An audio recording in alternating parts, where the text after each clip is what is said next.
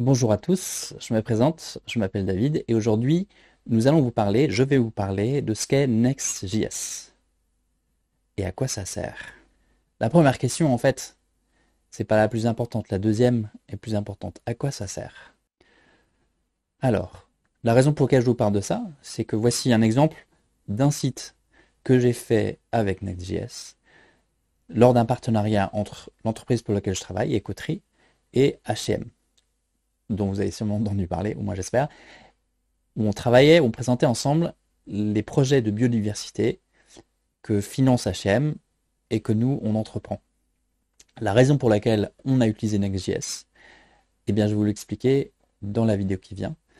Mais ce qui est important de retenir, c'est que on ne savait pas si des hordes de gens allaient se jeter sur le site ou si personne allait venir.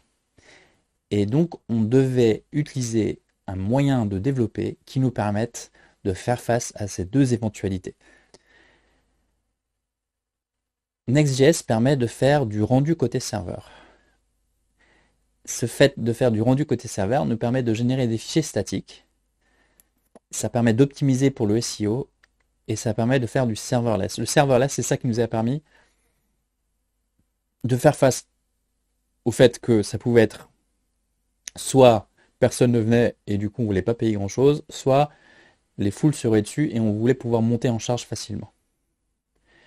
Ça fait ces choses-là en se construisant, se basant sur React. Maintenant, posons une question. Du coup, qu'est-ce que Next.js? En fait, la question là-dessus, c'est d'abord comment fonctionne React. React, on a le navigateur qui interroge le serveur. Il dit, donne-moi une page. Le serveur répond du JavaScript. Ce JavaScript est ensuite utilisé pour rendre une page HTML à partir du JavaScript. Maintenant, comment fonctionne Next.js? En réalité, au lieu de demander au serveur de rendre du JavaScript, le serveur renvoie du HTML que lui calcule à partir du JavaScript. Et c'est ça qui fabrique la page.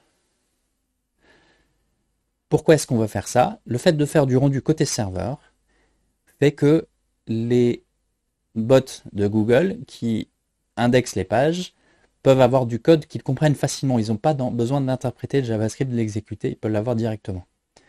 Ça veut aussi dire que la page se charge plus rapidement.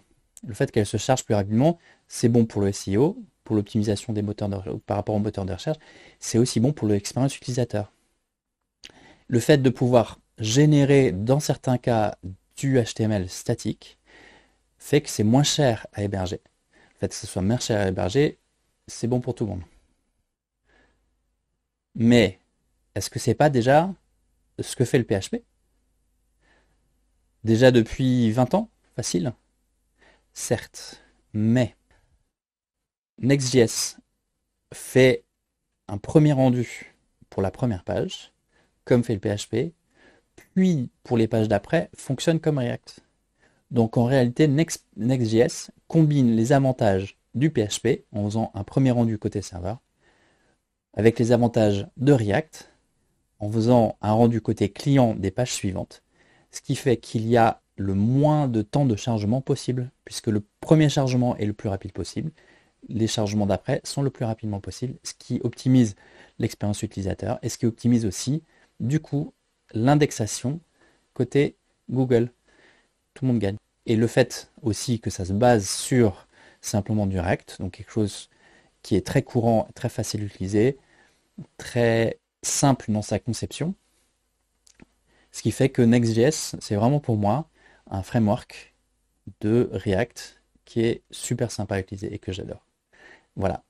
Donc, si vous avez aimé cette vidéo, n'hésitez pas à vous abonner en cliquant sur les notifications. Si vous avez des questions, si vous avez des suggestions, n'hésitez pas à laisser un commentaire.